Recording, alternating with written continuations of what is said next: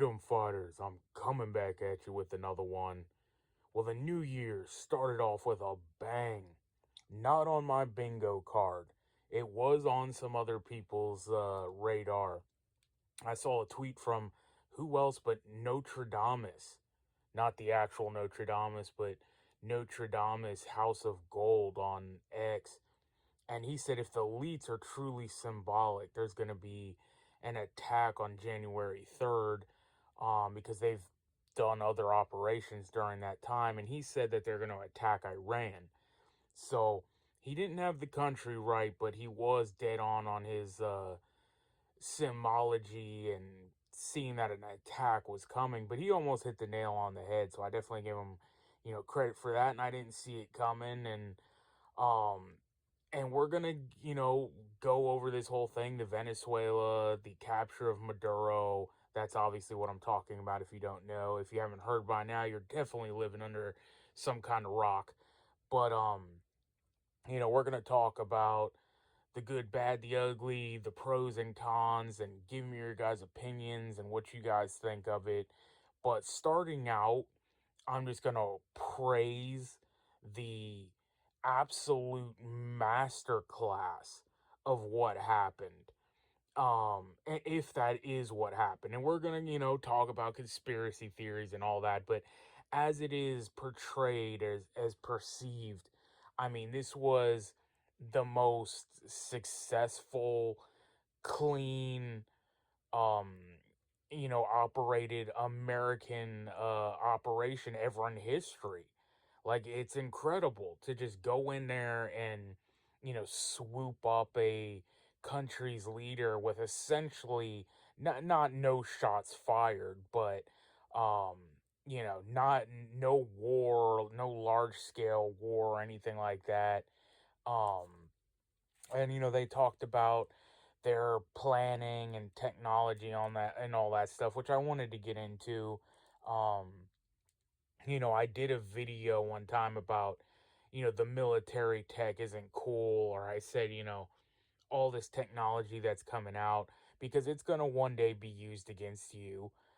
And they said that I think they were using like scanning and stuff like that to build Maduro's hideout, or whatever, his presidential palace or whatever it was in. And we've talked about the 5G towers and stuff like that. Now they're going for 6G. And even in current Republican legislation and one of the bills, they're pushing for more 6G technologies and AI and all this stuff. And they can pretty much scan your residence or any building and get a full layout through this technology. I forget what it's called. It's the I can't remember if that's the echolocation or a sonar. Is that the same thing? It's kind of like how bats or like dolphins communicate, where they put out um that echoes or the radar, and it bounces off the walls and stuff, and that's kind of how they use their vision. Well, basically the internet signals, the radio frequencies, scan buildings. And they even use this for like marking out caves and stuff like that, so they can, like, see what it looks like. And they built a model home and trained in it. So that's pretty incredible. But once again, it just lets you know that if you think your normal citizen has a chance, it's pretty crazy. But the outcome of what's coming for. I mean, in the general short term, you got a communist leader off the board, off the battlefield. So that's great. And that's exactly the post when I heard it up, when we woke up Saturday morning, and I was glued to the TV like most people, and hearing about it, I was like, great, because Maduro is garbage. That communist dictatorship is garbage. So, they got a bad guy off the streets, per se. But then, everyone's just happy and thinking it's going to be all good. It's kind of like a short term bad term or long term thing. And it's like short term good, long term possibly bad. Um It's like getting drunk and having a great time, and in the short term it's good. Long term complications.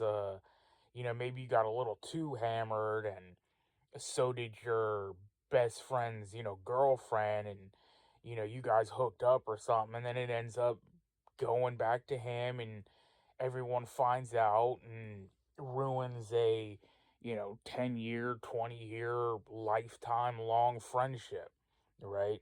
So what's going to come out of this?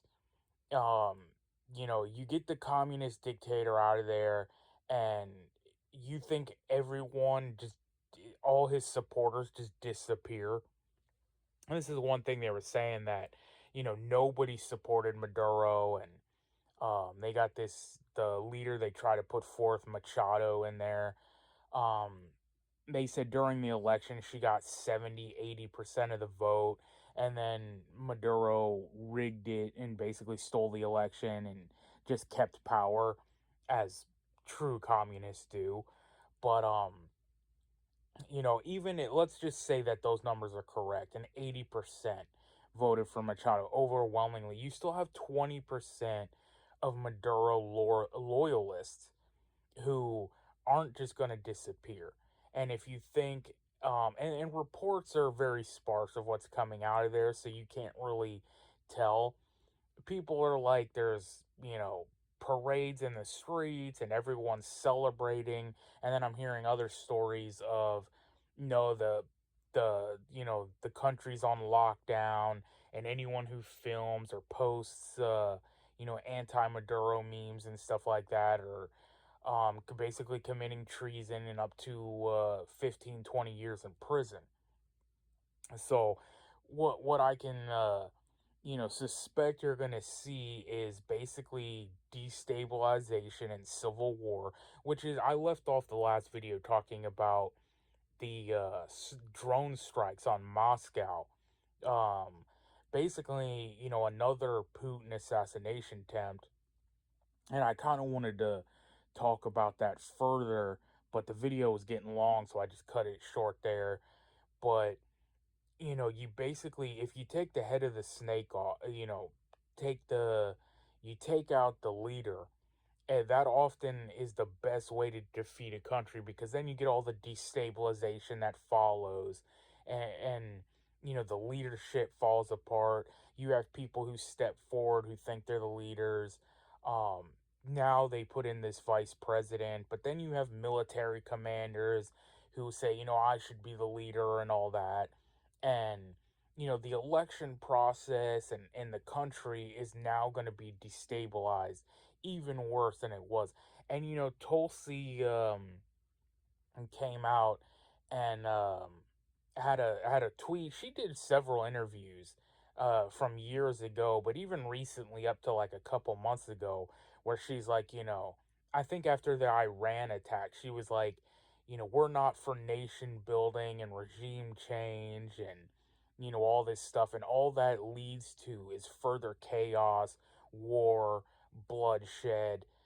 um and it's a good point. That's where I've always been. Like, I'm not for these, like, the Afghan war and all that, these 20-year. I've always been for, if someone, fucks with the United States, you go in there shock and awe, right?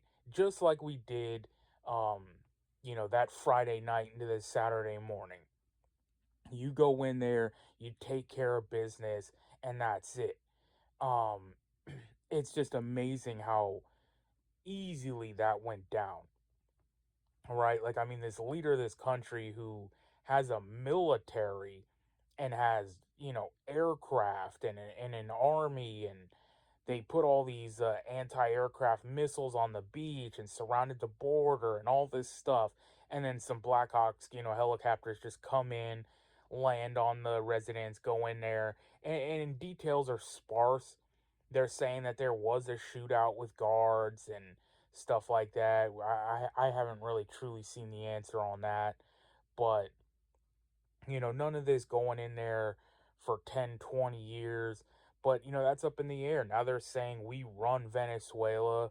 Marco Rubio came out and basically said the Western Hemisphere belongs to us, and we're talking about world implications here.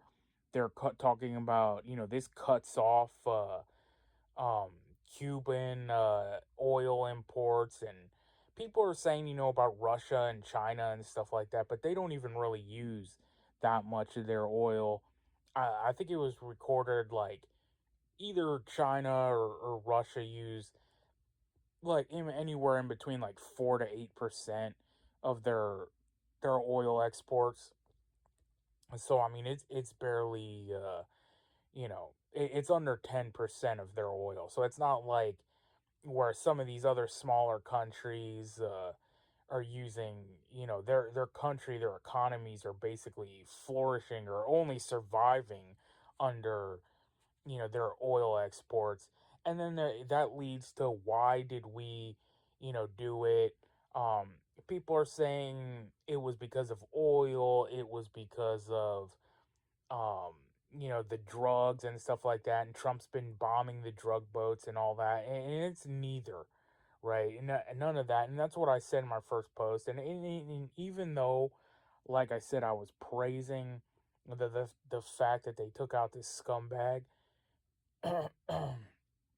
I'm like, don't for a second think that they were in their war room, in the Oval Office or in the Pentagon or wherever they were, doing this out of the good of their heart to free the Venezuelan people or anything like that. There's always, other um, motives and agendas at play. And you look at the precious metal situation we're in that I've been talking about, silver going through the roof, gold at record high, everything's at record highs. And recently people have been talking about copper. Go back to my precious metals video I did. Who was telling you, everyone's like, oh, that's so stupid to buy copper. And I was like, hey, buy a couple copper rounds if you can't, afford any of this other stuff. Put away pre 81 pennies and stuff like that. That's exactly what I said during that time, that they took the copper out of pennies, and they took the silver out of, the dimes and the quarters and everything during wartime. They have what they call wartime nickels, um, where they were actually using the nickel and made them of silver. But constantly during these, periods of war, strife, famine, depressions, all this stuff, they take everything out. Now you just see they canceled the penny altogether, and it's not even made of copper anymore. It's because all we're it's kind of where I'm getting to. We're at the end game here, and what I've been talking about, World War III and all this stuff. This isn't about a couple drug boats running through and all that. If it was about drugs, it's like I saw a chart of trafficking and all this stuff, and it's like 90% or something like that is coming through the southern border of Mexico. You have um you know Venezuela, you have even China and stuff like that, but that all gets shipped to Mexico, it gets manufactured there and up through the southern border. Then you have like another 5% coming from the northern border through Canada. And then you have like small 1%s and stuff like that coming from, other areas. But the main hub is in Mexico, which Trump said, Mexico's on the board. He talked to Scheinberg or whatever her name is. I can't even remember right now. The Mexican president. Do you want us to hit the cartels? Do you want us to take it out? And but she's just like most of these puppets in these South American countries. They're owned by the cartels. Their business is the cartel. They got elected by the cartel. Um which, by the way, that's Maduro's thing. And why I'm saying you're gonna see his supporters are the cartel. And like most of these um South American countries and these leftist countries run by these dictators, right, there are no Second Amendment. Well, now there is because supposedly they were, whenever there's a threat of war or something, they hand out weapons to the citizenry. But I see Venezuela breaking apart into a civil war, and you're going to have these armed cartel members by a vastly outnumbered citizenry, and it's going to devolve into guerrilla warfare, terrorist attacks and stuff like that. If you think you're just going to set up shop and build pipelines and stuff like that, and no, those pipelines are going to get C4 charges attached to it. They're not going to let that go down. And it's the same thing as in Brazil. You have, the patriotic, hardworking, just regular citizens of Brazil, um, who supported Bolsonaro and stuff like that. And he himself didn't totally lift Second Amendment restrictions, but he lightened them where to citizens could have somewhat of a Second Amendment. And then, the communist Luca came in, took all the guns, but the people who still have guns are the criminals, the cartels, his supporters, his people. And that's the way they like it, because if there ever is a civil war or whatnot, that they're in charge. Their people have the guns, which is the important of the Second Amendment, why there is no regulations. And you can't say, oh, well, this guy and that guy gets to have them, and this. No, they're unregulated. Um, so then, let's move on to other things. You've got talks of the Q-tard hopium once again arriving. People are saying this is the plan. The plan's all coming together, and Maduro was captured to testify about um Venezuelan election meddling, and that the Democrats are running a money funneling operation, and he's going to blow it all, and he's going to blow the whistle, and give names, and basically, all this for where they say he could have possibly surrendered. Trump said he called him up before and said that they didn't make a deal, but maybe they did make a deal. People are suspecting that he willfully gave himself up, and because this thing went too easy. Like I said, it went either incredibly well, which even like CNN and like haters, MSNBC and all these people were like, we ain't ever seen anything like this. And, they're like, it sent a message to the whole world, China and Russia, mainly, that, this is how, and what I've always said, this is how you take care of stuff. And this is how the citizenry of Russia has always said. If you, ever watch any of these, Russian news stations or anything like that, these, channels, which is all basically covered by, the Putin, like it's all state run media. And they're calling out Putin like, why aren't you attacking harder? Why haven't you captured Zelensky yet? Like, this whole, what's it been now? Like 4.5 years, this, and his long game strategy where people say that he's not using, he's bringing out old rusted, Soviet era tanks and weaponry, and his strategy is a more long drawn out, it's like they're like, what's the need for that? Like, you're a world power, or you claim to be, and you can't go in there and get this guy, and you can't like take this country, which I'm not saying that he should or anything like that, but um that just brings you to what I've said in other World War III videos, and everything is, it is the world is shifting. World War III is here, and the games are on, and everyone's taking territories and claiming what's theirs. And it's basically, at the end of the day, it's going to be, Russia, China, the United States. It's going to be the big three, and everyone else is going to, well, India too is another big one that creates a lot of problems in that hemisphere, and that's going to be a big fight over that. But at the end of the day, who's going to own what, and the big fight's coming, and it's not coming. It's here, and I saw Trump says he wants Greenland and all this stuff. Like I said earlier, Marco Rubio talking about the whole Western Hemisphere, all this stuff. But video's getting long. I had a couple comments here I wanted to address too. Um, I saw Mojo saying that, yeah, they haven't arrested anyone, here.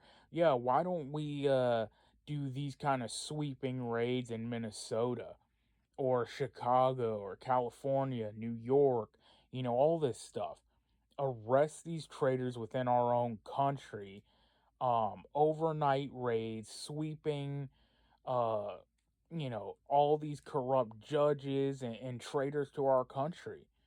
And like I said, at least it's not a long drawn out war, but who knows what it's going to end up being. And then I have this guy, Oxalate Warrior, who I've never seen on this channel. But I mean, hey, if you're new here, that's cool. I thought they've completely shadow banned me and I don't get any new views or people on here. But he says, we don't need patriots becoming leftists because I question the narrative. Well, I hope this video, further kind of explains my position on the whole thing. And the whole thing, I've been called a leftist before. And that's the thing. It's not left or right, Republican, Democrat, or whatnot. Even though I do consider myself right wing. Part of that designation is just being a free thinker altogether and looking at things objectively and forming your own opinions. Um, he also states here that China is to blame for most of our problems, and um, while I believe China does have influence, and they that we've talked about the Confucius schools, and Trump just signed in, that 600,000 more Chinese students can come into America, all this stuff. I think they have a lot less influence than people, give them credit for. Um, I think the most influence comes from the Jays, right? That's where most of the internal conflict and positions, and it goes even beyond, like, the Chinese aren't the reason we're drowning over taxes. The Chinese aren't the reason that, we're indebted and all this stuff. The Chinese aren't the ones trying to take our guns. Well, maybe they partially are because they are communists and they feed that narrative and brainwash into our students. But the degeneracy you're seeing, the decay of society and all that, that's not on China. I mean, partially it could be. Um, but if you notice who's really behind a lot of these degenerative trends and topics and the rot of our culture, then you'll see who's really behind most of that stuff. But anyway, man, let me know your guys' opinions on this. What's going down? How did it go down? Did you like it? Did you not? Till the next one, you know what it is, man. We are on our own. Nobody's coming to save us. So get right with God, because only God can save you. Freedom fighters out.